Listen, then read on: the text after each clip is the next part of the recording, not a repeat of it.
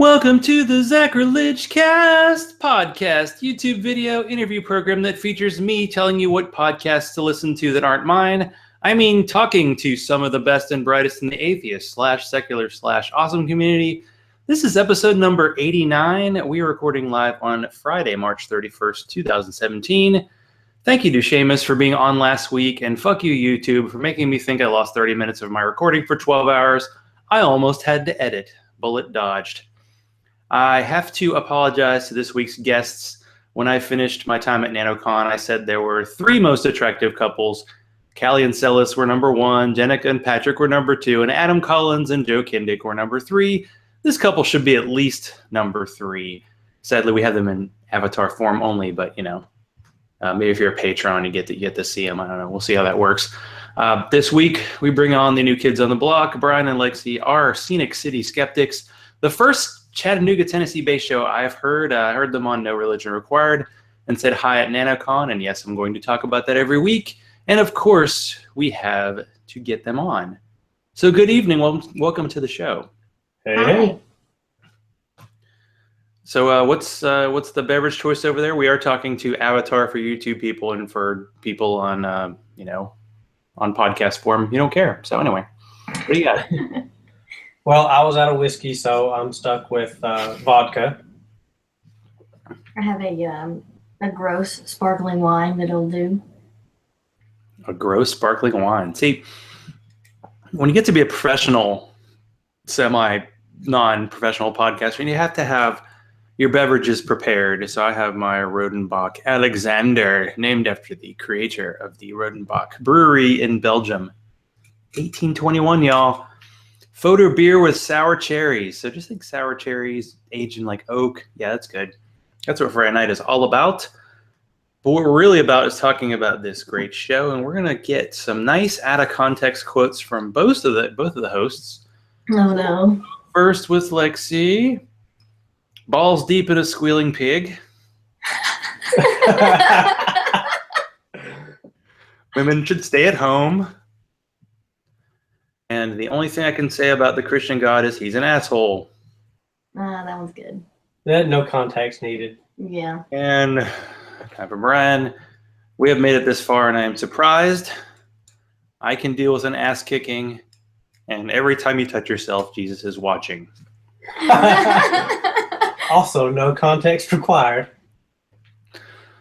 So when I heard the No Religion Required interview, you got to talk about your show, you got to talk about yourself somewhat, but we didn't get to hear the kind of meet cute story. Like, how did the two of you first get together? Well, we both work at the same place, and this is actually our second time each working there. We both worked there a few years ago, which is where we met, and I think Lexi was crushing on me a little bit. I was. But she was actually, you were what, a senior about to graduate high school at the time? Yeah. And I was a 26. Mid-20s, 25. 26. recently separated with children going through a divorce. And I was like, no, this is not going to happen. And then I left for college and I forgot all about you. This does sound like the beginning of a Lifetime movie, but I'm glad that, it's not the end of a Lifetime movie, so yeah. Yeah, or maybe anything in the middle either. But yeah, she quit, went off to college. I quit, went to another job, and I came back.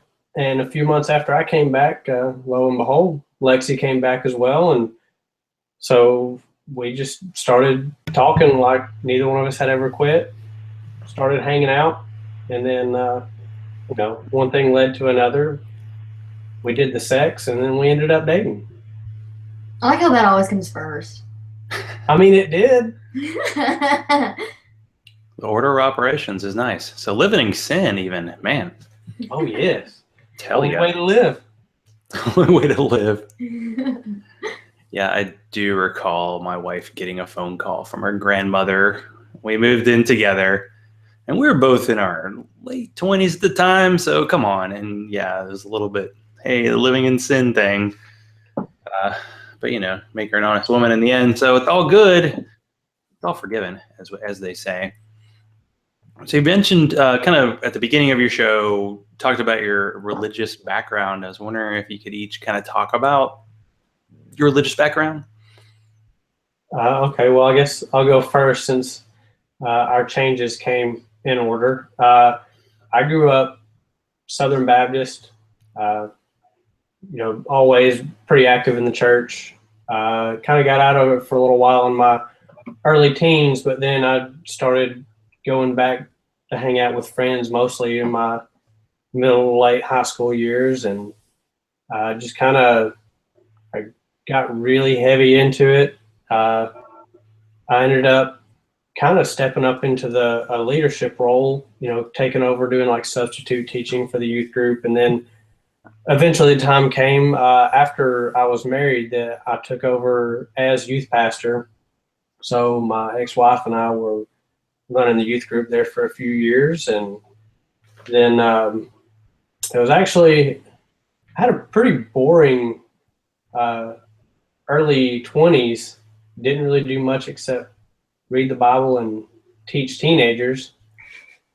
And for mine and my ex's 25th birthdays, we decided to have a party and we were going to have some drinks. We're like, I've never been drunk before. She hadn't been drunk since her, like 20, 21. So we were like, yeah, we'll have a few drinks. And I ended up getting shit-faced. But, I was 25. What the hell? I'm an adult. We didn't have any underage people, so, it was all good. Well, a few months later, we received a letter from the church council. And this is after I had stepped down from any kind of leadership role. I was no longer a youth pastor. I played in the praise band for a while, and I had stepped down from that. So, I wasn't in any kind of leadership role when this happened. But anyways, we got a letter, and they basically said they had a meeting about us because they saw some pictures on Facebook, and they said that what we were doing was disgraceful to God, and we were causing other people to sin or other people to stumble, and that we needed to either publicly repent in front of the church and stop doing it, or we needed to leave the church. So, needless to say, I didn't go back, but I decided that before I just up and joined another church that I wanted to, research the history of Christianity, where it came from, how it came to be the religion that, I spent my entire life devoted to. So I started digging and, well, one thing led to another. The more I learned, the less I believed. And it actually was maybe a matter of weeks before I said to myself, oh, wow, I'm an atheist. So it actually happened rather quickly. But it was definitely not easy because there was a shitstorm to follow. And I lost a lot of friends and had a lot of family members try to, return me to the fold and or tell me how disappointed in me they were. So it's been a rough road, but I've recovered a lot of those relationships once they realized that I'm still the same person. I'm just, I'm not going to be at church. I just don't believe. Other than that, I'm still me. That it took a while, but they finally kind of came around. So that's pretty much how I got where I'm at. So your story reminds me of why I'm glad that I didn't have Facebook till I was like in my 30s. Just imagining the pictures that would have popped, though, well, actually wouldn't have been that embarrassing. But it's just like, yeah, all that stuff from your history comes back up, and it's like, really? Oh, yeah. Oh, yeah, it's nice. You get upset about that, but I was waiting. Yeah, this is typical story. It's like, I read more about Christianity, and then I became a super Christian. It's like, no, it goes the other way usually. Yeah, that's pretty much, that's how it was. But kind of what actually helped me before that was the fact that as a youth pastor, you have your youth come to you with all kinds of questions, and there are a lot of them that the Bible just doesn't have an answer to. So you've got to say, okay, well, what can I say that is, in line with the Bible, even though it's not explicit on this particular topic. So realizing how many questions that these kids could have that just was not to be found in the Bible, it kind of planted those seeds like, well, maybe it doesn't have all the answers. I just kind of got to make up some of it as I go. Yeah, one thing the Bible doesn't tell you is which way to put in your toilet roll. So, Oh, I know. Like, seriously, I feel like there are some serious gaps. They need a version 2, or I guess we're on version 3 or 4 now. It's hard to tell what well, do we count the Quran as another version? Do we count the Mormon as another version? Is Dianetics in there? I don't know. Well, no, if it's not King James Version, it doesn't count. That's the original Bible written in English. Damn straight. So yeah, that's a short, sweet version of how I became to be a heathen. Well, and then I brought Lexi with me. You're kind of a semi-heathen, I guess. You're a heathen. I guess if you're a little bit of a heathen, you're pretty much all the way, according to some people. But how's your story compare? It's not as dramatic as his or as long as his, but I grew up Pentecostal, and I was the youth pastor's kid. And then I met Brian, and the rest is history. Well, I mean, you didn't just meet me, because I did respect your beliefs and didn't try to you threw those subtle questions, the subtle, like you were never outright disrespectful about it or anything, but you definitely made me think. And then I was like, I'm gonna grow some balls. What'd you look at? What the hell did you do to go from that to this? Yeah, so I pointed her to, there's a video series that I watched where a guy, he basically gives a detailed account of his deconversion story, and it's broken up into like 10 or 11 videos. Yeah, and it's really, really good. And I started her on that, and then kind of pointed her in the direction of Aaron Ra, Matt Dillahunty, and Seth Andrews. And is that us? I don't know. Seth Andrews, that was one of my early, although the Atheist Experience. So Matt Dillahunty is on that show a lot. Yeah, so that's a good one. Yeah, I like listening to Seth Andrews. He's so smooth. That his book on whatever you call it now. You used to call it book on tape. Now it's book on whatever the hell you're listening to it on. And even though book on phone, I had listened to his entire show, so I'd heard his whole story many times because it keeps coming up. I still listened to that 4.5-hour book and thought that was great. And him talking about anything is just lovely. Yeah, it is. I was actually on one of his episodes. His podcast episodes. You were? When was that? I was. It was the one about, it was on Valentine's Day. It was the one about conditional love from family members. You saying you've dealt with that? Yeah. Yeah, it was about my dad. So how is that relationship now? Non-existent. No. Yeah, I mean, I haven't heard from him in 10 months. So, not since he told me that, how dare I turn away from not believing God, because after all he's done for me. And that was, well, the last words I heard from him were, I would tell you that I love you no matter what, but I'm going to have to think on this and get back to you.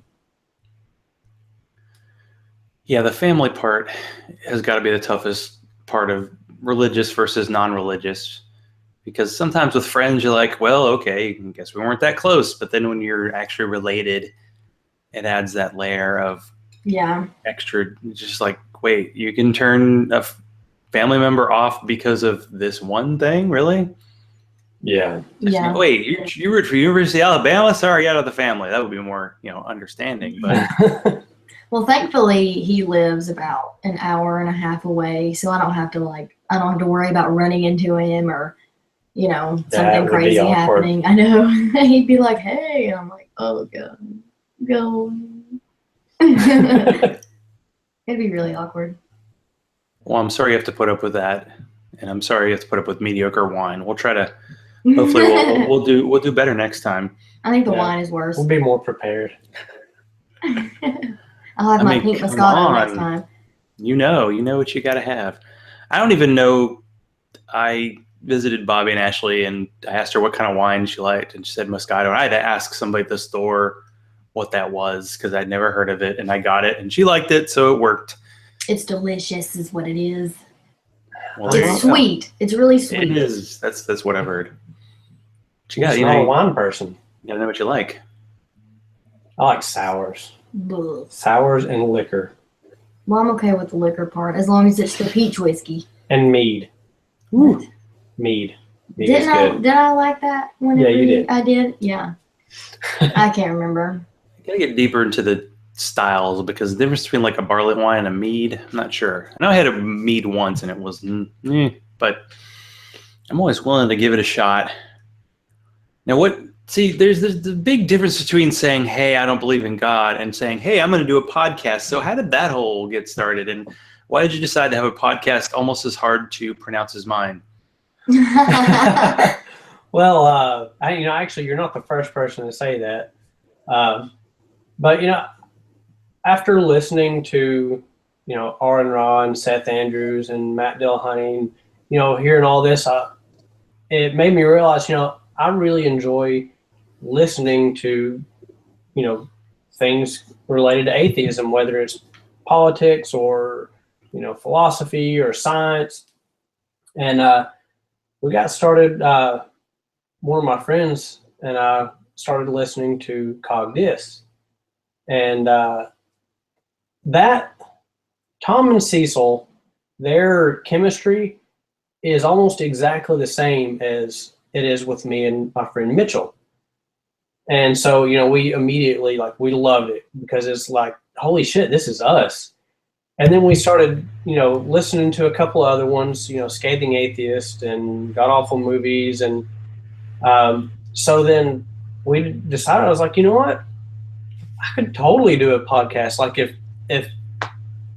these people are doing it, surely I can do it too. What does it take? So I just started looking it up and I was like, wow, it doesn't seem that hard. Let's do this shit. And so we did it. Lexi and I started, and I think it was after either our first or second episode. Bobby actually reached out to me on Twitter. I'm not sure how he found our episode, but he did, and he heard it and said, wow, you guys I like what you're doing. It's great. Why don't y'all come on the show sometime? And he was giving me tips. And so I give a lot of credit to Bobby and Miss Ashley too. They've actually helped us out a lot and given us a lot of advice. So I think I just went along for the ride. Yeah, Lexi shows up and talks. Yeah, I don't know how to do anything else. I can barely get my microphone to cooperate or keep from headbutting it. Yeah, that's usually like when I'm editing, the things I usually edit are Lexi headbutting the microphone and burping. So I have an easy to reach pause button. I think I missed it earlier. The thing that got me though is I did a couple of shows a few weeks ago on Skype, and I had muted my microphone, but apparently being on Skype and your computer, it still picks up the sound. So, and you burp a lot. And I was like, oh, well, I didn't know. It was my show. So yeah, lots of fun. Yeah, is that the whole Tom and Cecil? I forget. It's just Cecil does all the work and Tom just shows up, and Ashley just shows up and Bobby does it. I like that. Being a sidekick sounds like a fun gig. It is very relaxing. Well, what's odd though, like I think with NRR and with us, the ladies are probably like the biggest draw and the main attraction. That's what everybody wants to hear. and me and Bobby are the ones that we're doing all the work, and the girls just show up and talk, and everybody's like, "Oh, they're the best." It's that silky Southern drawl. It is silky, and it adds something. And I mean, having I guess not just any couple can be on and do a show and it's going to work, but if you do it long enough, you're probably going to go, oh, okay, this works. This is just like, it's like you just happen to be listening in on a conversation at a restaurant or something like that, and you're going, okay, I'm with them. And you don't do the whole Bobby for a while, NRR, and I guess, I don't know if you can get their older episodes. Like they tried to be PG and somebody would curse and Bobby would get pissed, and it was great. And I'm glad they just decided, you know what, screw it, we're gonna curse, we're fine. Oh yeah, yeah, fuck that. I do it all the time. Mm-hmm. Yeah, I know there's some episodes of the show where nobody curses, but it's not. Yeah, you just leave it open. So, what would you consider, I guess, the elevator pitch for this show? Like, what would you say to somebody like, "Hey, here's what the show's all about"? Well, I would describe us as kind of a variety show. You know, sometimes we'll cover politics. Sometimes we'll have guests on. We'll try to cover scientific stuff, maybe philosophical stuff. We just kind of try to incorporate all of it, because I know that sometimes, if I'm listening to something and I know I turn it on, it's going to be politics, or I know I turn it on and it's going to be something really deep. Sometimes I may not be in the mood for that. I kind of like a little bit of variety.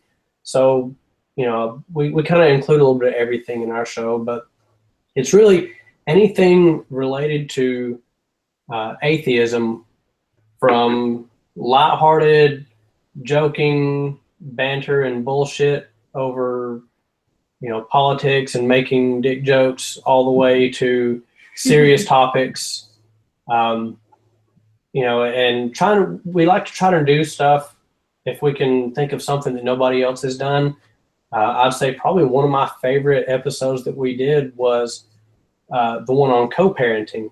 Not a lot of people, I think, really get along well with their exes. And so, when you're co-parenting with an ex, usually it's, you'll have an exchange of information when you drop off the kids, and that's about it. But we actually sat down for about 3 hours, and we talked with my ex-wife and her fiance. It was the four of us, and we talked about co-parenting, kind of how the four of our relationships have evolved and how they work together. So stuff that other people aren't really doing, we try to do some of that kind of stuff too. So, it's kind of hard to really put a pin on our show and say this is what it's about. We also mention a lot of the events and the groups and stuff around Chattanooga specifically.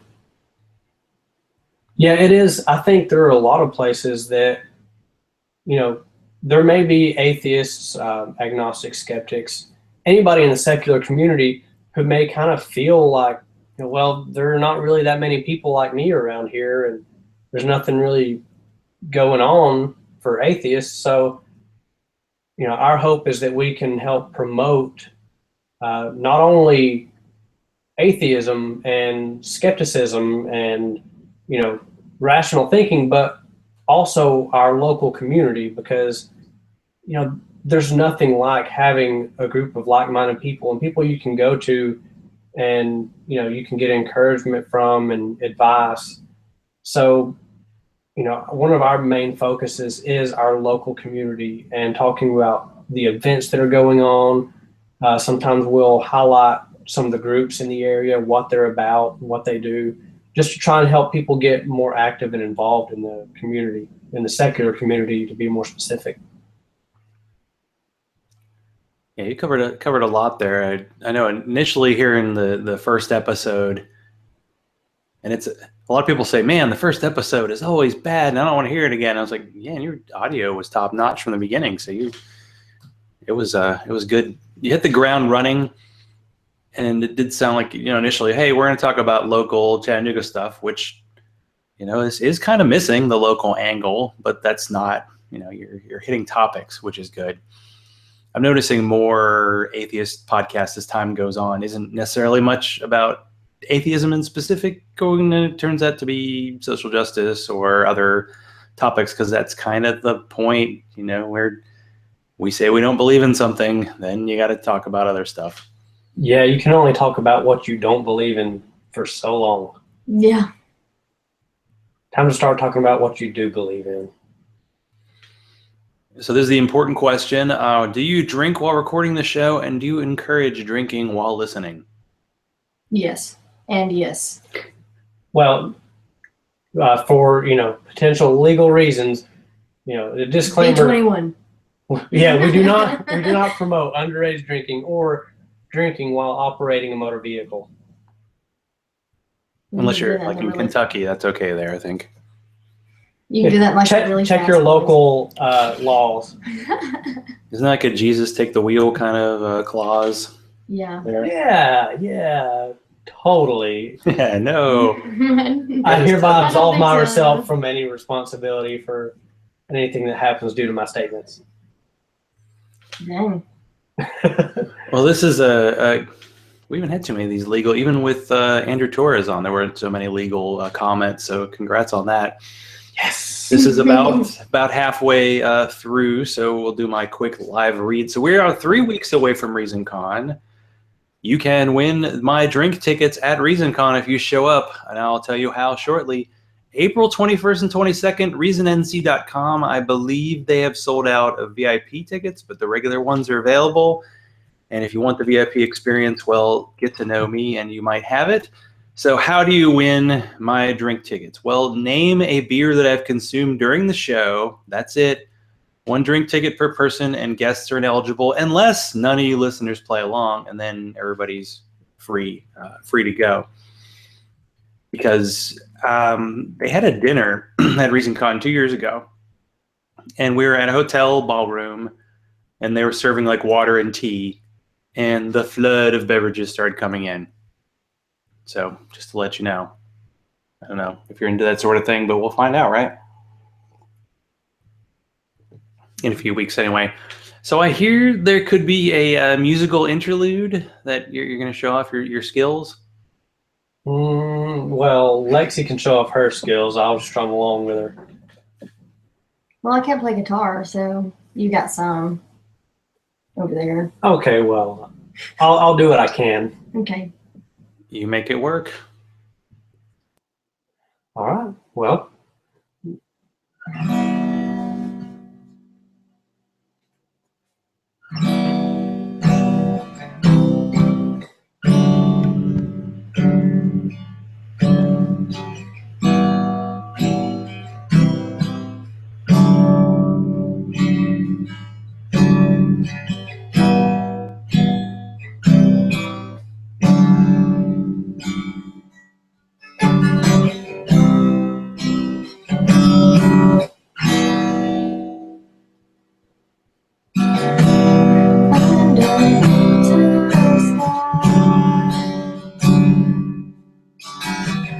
The ground is cold and bare. Leaves rain into gray. Sorrow fills the air.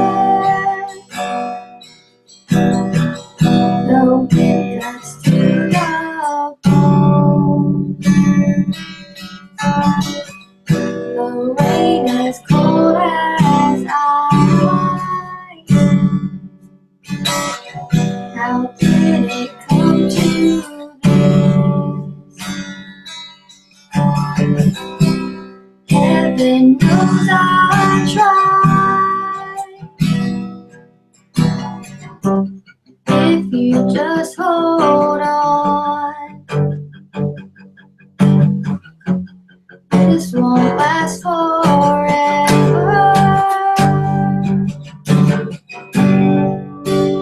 Bring back the sun. Bring back the light.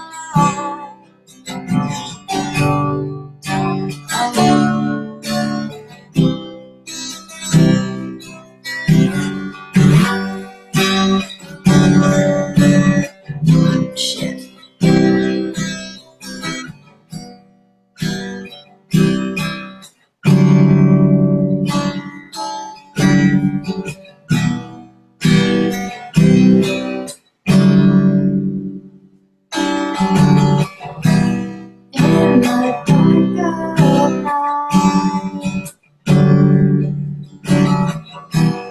when I can't find my path, the stars that fill the sky just won't shine tonight. If I can just hold out until the morning sun, I can find my place. Just how far I've come, if you just hold on, this won't last forever.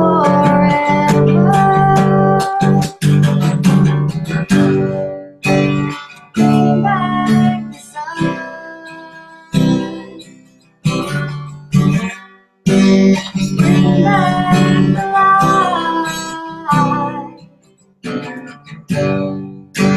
turn my world around, set my soul on fire. Instrumental.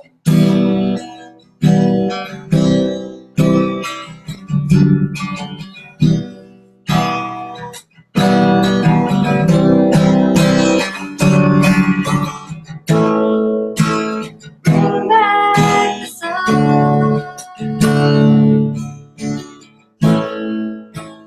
bring back the light, turn my world around, set my soul on fire. Bring back the sun,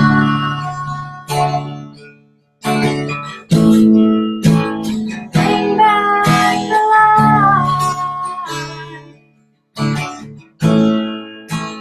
turn my world around,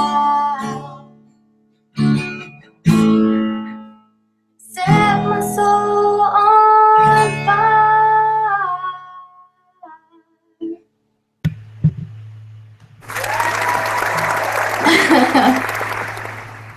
Sorry about that fuck up in the beginning. Massive applause goes.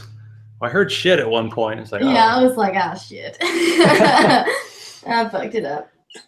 To be fair, Lexi has only I'm sang super into a fucking microphone nervous. a handful of times. I can count the number of times on one hand that she has sung into a microphone.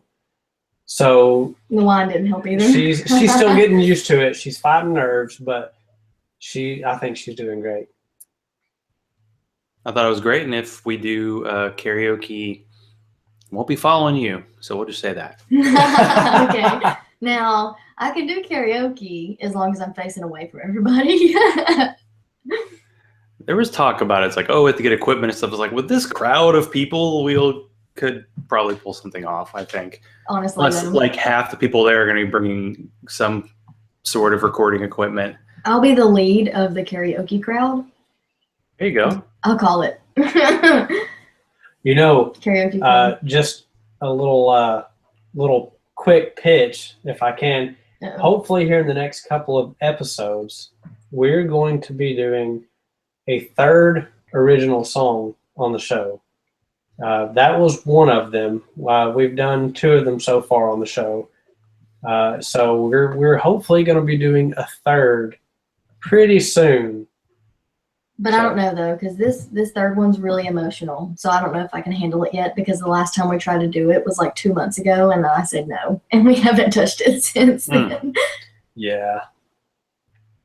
So that's one of the things that I like about the songs we've done so far, and the one we've got coming up.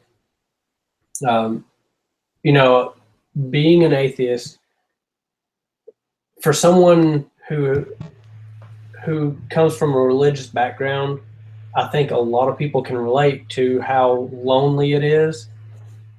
The first, sometimes even couple of years, but definitely at least the first couple of months, maybe even a year or so, it feels very lonely. You know, you lose a lot of friendships, a lot of the family connections, and you know, it doesn't even have to be related to that, but you know, in life in general, you know, we face a lot of shit, you know, as an atheist. So one of the things that I really like about the songs that we've done is that they kind of are from the perspective of someone who's been through a lot of shit and realizing that, you know, it's going to be okay. And we've got a community who cares about us and will do their damnedest to help us. So no matter what kind of shit we face, you know, there's always a light at the end of the tunnel, and we don't need God or, you know, the hope of, you know, an eternal, you know, place of worship after this where we're going to fall at the feet of some, you know, asshole God who just sits by and kills millions and, you know. That was deep. Well, you know. Thanks for that. Well, I know Shelley Siegel will be at ReasonCon as well, and if you haven't heard her stuff, it's like there aren't that many artists known for being like, you might throw in an atheist song from here and there, but to be known as that, it's pretty. I've never even heard of her before. Oh, she's pretty good. I think I it like was her an stuff. atheist album, but that was kind of the first one everybody heard about. But she did a song, Ask an Atheist, and they were doing this nature conservancy, you know, help. And she did a song about water and how all the water in the world has been here since the beginning of the world's creation. It's pretty good stuff. So it doesn't just have to be atheist stuff, but there are ways that music and songs can convey stuff that you can't in like a book length writing. So I'm glad you're able to do that and do what you can. If it's too much, don't worry about it. It's all right. Well, we're just waiting patiently for the next one. This might not be that tough of a question, but do you ever have trouble kind of navigating religious differences in a relationship? Since, you know, we got the 6 and the 4, which means together you two are 10, which is kind of appropriate. Yes. That's the Richard Dawkins scale. And look it up, people. You'll figure it out. Well, okay. Do you mean like between the two of us, or, you know, as far as like between the two those of you, because you just seem like you get along all the time. I mean, occasionally you don't call each other ass that much. Not that much. At least not on recording. No. Well, I'm more of a curious 4. So I'm not like, well, I'm not going to listen to you because I don't believe either way. She's like a 4 leaning towards 5, if not approaching a 5, I would say. Yeah. Just from my observations. But, you know, we really don't have that many, you know, differences other than the fact that I think for me, having been, you know, an atheist for years, I'm more comfortable in it. You know, I'm 100% comfortable in the fact that I'm an atheist. I'm as close as you can get to a 7 without saying I know. You know, I'm comfortable in my blasphemous skin, and, you know, I'm not afraid to flaunt it. Yeah, I'm not ready to wear the atheist t-shirt yet. I wore one for like a free thought group when I went out once, and it doesn't say atheist. It didn't even say secular on there, so no one was going to say anything. The only time I've openly really worn atheist stuff is at conferences, like, you know, I wore this shirt at the, you know, I'm not wearing this shirt going grocery shopping. This is the one and the only. I'm considering getting them for the, you know, patrons for the conference, since at least 2 of them will be there, so that's good. Ooh. But yeah, show merch. I need beer koozie. I think it's beer. Everybody's trying to come up with their niche, like beer koozies and beer openers. I think would be mine. Wine glass koozies. That happens. Yeah. What are those little things you put in the glass? You know, it's yours. You know, one of those kind of deals. Well, Yeah, one of our things is decals. We Oh yeah, he's vinyl man over here. yeah, that's kind of what I do. So, we offer vinyl decals. Well, that's see, you gotta have your thing. So you had, I don't know, say favorite guest or favorite topics, but ones that maybe kind of surprised you how it turned out versus the whole concept of coming up with it during your show history. The one show that surprised the hell out of me was when we had Bobby and Ashley on, and he pointed out that Bible verse that said that you basically said that you had to hate yourself to love him or to be able to be a follower. That I was like, what the fuck is this? Yeah, so nobody other than really Bobby and Ashley know this, but that show was actually not even going to be about that. That show started as an episode about basically ridiculous things in the Bible, contradictions, things that didn't just make sense, bullshit. And all of a sudden, about an hour and a half in, it took a turn for the deep. Yeah. So that's where we cut. And from then on, that became our episode. And it was good. Yeah, I like those left turns. I mean, as someone who tries to write down questions, occasionally when you go off script, you're like, oh no, but it's like, wait, that could be good, but I'm not under control anymore. Yeah. It's interesting what people don't know is in the Bible. Like, people don't know, I don't think know that Jesus basically said the world was going to end, like, very confidently. Pretty much most of what he said didn't happen.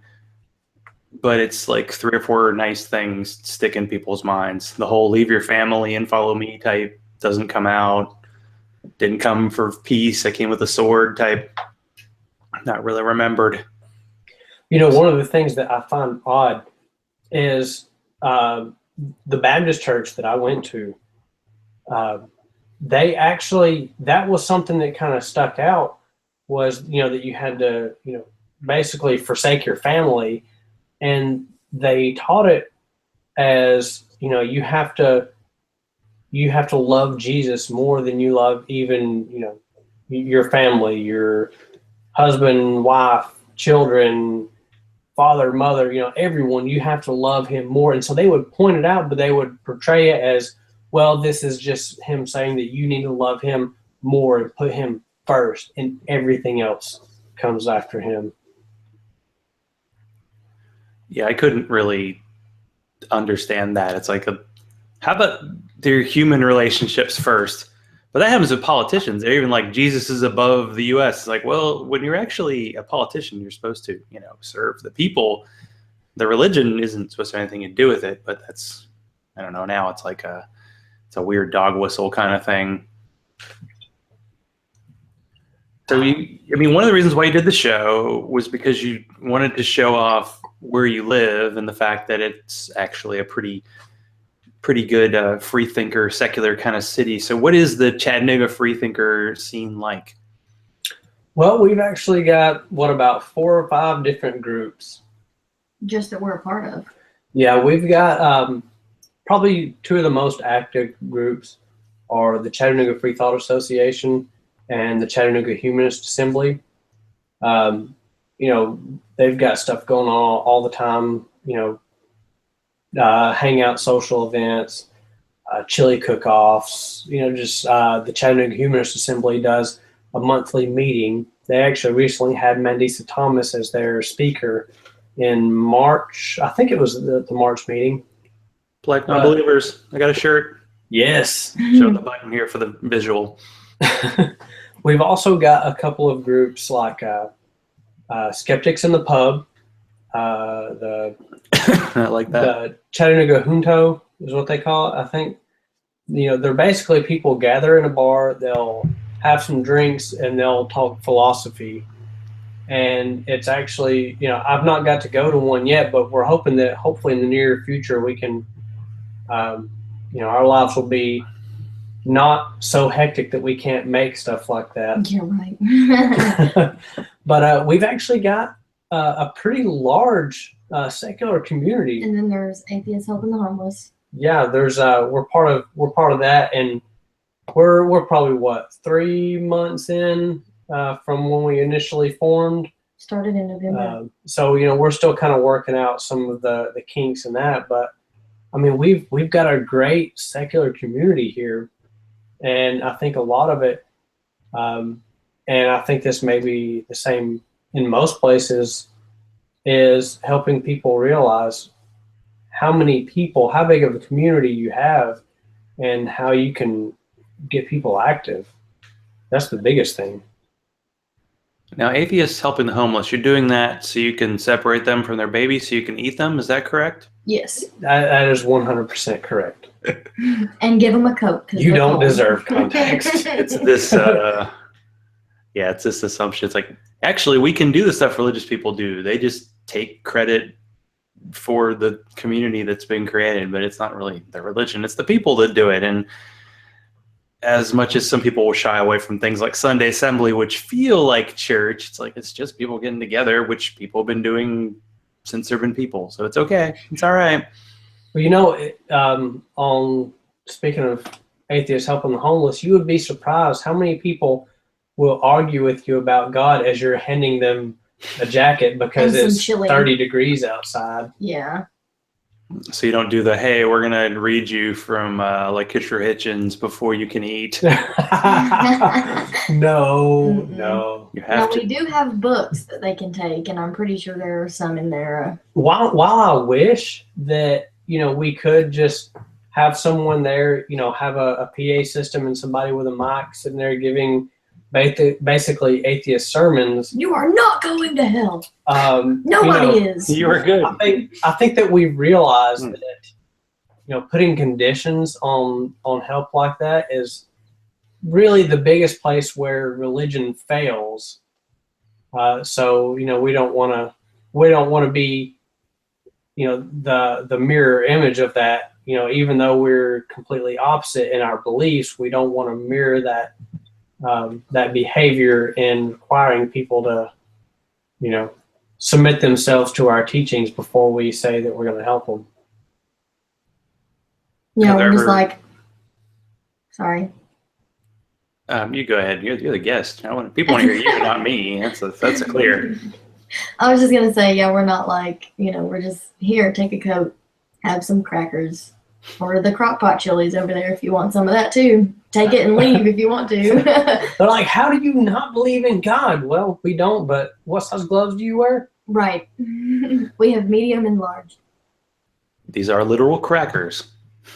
They do not turn to the body of Madeline Murray O'Hare. Sorry. Oh, damn. So as someone who lives in Georgia, I probably know the answer to this, but is Tennessee as bad as we think it is with religion getting into everything? In this area, it's really not. And actually, it's not that I've not been a Tennessee resident that long. I've always considered myself, a resident of the Chattanooga area. But it wasn't until about December of 2015 that I actually started living in Chattanooga. I grew up. Do you know where Lafayette is? It's Georgia, but it's pretty much right below the state line. We've got like Georgia, Chickamauga, Fort Oglethorpe, which is actually where we work. We can look out our kitchen window and see Georgia. Like that's how close we are. Yeah. So, we're out there, and I grew up in Georgia. I've actually, I've got a friend who lives in Atlanta. We went to school together, and pretty much, I think all of us would consider ourselves as living in the Chattanooga area, unless we do go somewhere like Atlanta. So, to answer your question, yes. I thought the answer was no. Sorry. Okay, so apparently I've drank more of this vodka than I realized. Yes, you have. Whoops. He's just going to tell you his whole life story. Hashtag sorry, not sorry. That's a difference between being the host and being a guest. I'm like, when I was a guest, I was like, man, I'm talking all the time. I have no time to drink. But when you're the host, you're like, hey, please talk longer. You keep going. Yeah, I know. We can do it. We can make it happen.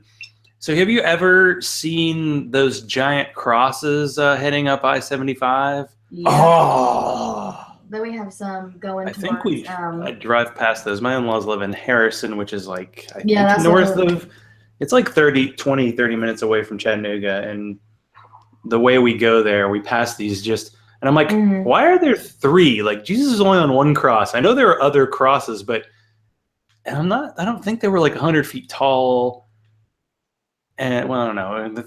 That's because saying Jesus doesn't have as much emphasis and power as saying Jesus, Jesus, Jesus. That's why there are 3 of them. Triple the Jesus. But no, oh my gosh, that infuriates me every time I see those. Like, we can't seriously? go to Clay's on the interstate because he'll cry about it. I don't cry, but it makes me mad because do you know for how much those things cost? Do you know how many people could be fed and clothed and given a roof over their heads for as much money as it costs to build a goddamn cross on the side of the fucking interstate that somebody's going to see for 30 seconds? How much it costs to make a cross? You know what I mean. Well, it's not as bad as the giant billboard from Atlanta to Chattanooga that used to say God is real and you know it, and now it says Trump, like pray for America. Like, those 2 things don't go together at all. If you want to know how much Christians care about if their politicians are religious or not, just think about who they support, because this drove me nuts. But these things happen. So why do you find it, I guess, important to speak out as an atheist? Because you're pretty open and pretty firebrandy and the angry kind, but not just an empty anger. Like you have reasons. Well, actually, Lexi, you go first. Well, growing up, we were always abused as kids, and we were always around a lot of people who said one thing and lived another, beat their kids. I mean, it was just, we saw it, but we never thought of it as anything wrong until we got to the age where we're like, why are you beating the hell out of your kid because he's crying? Kind of thing. So, and I won't go into too deep of a story about my dad, but my dad is always been basically up my ass. I mean, he's just, are you praying? Are you praying? Are you doing this? Are you reading your Bible? And he's out, doing everything he can to not, what's the word I'm looking for? Be a father? No, to not, well, yeah, that, but not to represent what he's preaching at everybody else. So it's just the hypocrisy and the irony and just the bullshit. He was milking the whole do as I say, not as I do thing. Yeah, and I mean, he can go out and do whatever he wants to, but pun intended, God forbid anybody else do it. And it just always got under my skin. It always got under my skin that he would, because you can't be an abusive father and then turn around and say, God loves me, I'm going to heaven at the same time. It's kind of shitty.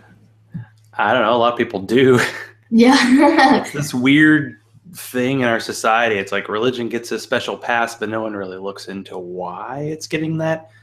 Like seeing like blasphemy laws getting passed. It's like, I can only see that a blasphemy law if you say, okay, I believe in this religion, maybe you can be punished for it. But if you don't believe in it, sorry, you don't get special rules. But they do, and that's the way it is. And I'm glad you're able to talk about it.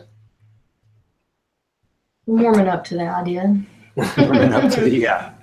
Uh-huh. Well, it's very weak. You can talk yourself into more into doing it than not, right? When it comes to the show. Mm-hmm. Yeah, I have to, every time he's like, all right, let's go record, I'm like, oh, okay. I think for me, wait, let me double check. Sorry, about 5 minutes ago, I took a few pretty big gulps. So just to clarify, we are all still on the question of why it's important to Yes. speak out. Okay. Yes. So Obviously, you haven't had enough yet. So The after you're done, empty your glass.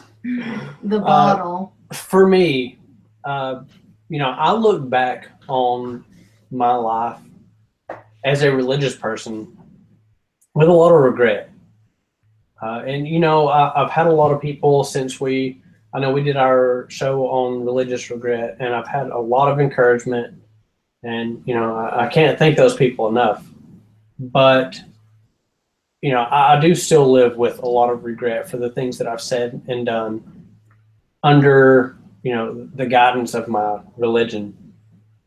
And that's one of the things that I hope that in some way I can fight and I can help prevent, because if I can say something to help prevent someone else from having to live with the regret that I do from some of the things that I've said and done, especially as a leader in the church, then it's totally worth it. If I can keep one person from having to deal with some of the things that I have on my conscience, then it's worth it. But also, I know what it's like, because when I first became an atheist, I didn't have a community. I didn't have atheist friends, not that I knew of. I didn't have atheist family members that I knew of. The way I saw it, I was like, holy shit. My world was just turned upside down. I've lived my entire life, chasing this this holiness and being, set apart from the world, and all these things that I was striving for. That was the very fiber of my being was dedicated to striving for this. And then all of a sudden, when the first time I said I'm an atheist, it was like so many things in my life just fell apart. Not that it was a bad thing, but I just felt like, who I am as a person has just been laid bare. And I'm here alone by myself against my friends, my family, the whole world, my entire community. I lived in a community where, if you're not Christian, you're nothing. And so that's a very, very lonely feeling. And if I can help anybody who feels that way, if I can help them to realize that they've got people there who will have their back, and, they've got a community, someone who will be there for them and have their back, and who will reach out to comfort them when they're in need. If I can be that for anybody, that as well is worth every bit of time that we put into recording, editing, promoting, everything that we do related to this podcast. And, I know you can concur that running a podcast, it takes a lot of work and a lot of time, a lot of dedication. And no matter how much work it takes, I know that if I can help one person in some way, that every bit of it is worth it. Every bit of it. Speaking of that, we have one viewer. Hi, one viewer. The only thing about Google Hangouts that's annoying is you can't really see, like, hey, who's actually watching live? Hopefully more will check out later. But yeah, I do agree that if I get one positive response from somebody who watched, it's like, okay, or listened, it's like, okay, I'm ready for next week. No. And then I get to next week. And then to remember, as a podcaster, what it feels like to get that and to try to spread the praise. I know I said at the beginning, but it's like, no, I do want you to listen to these other shows. I know that means I might get fewer listeners, but trust me, there's great stuff out there.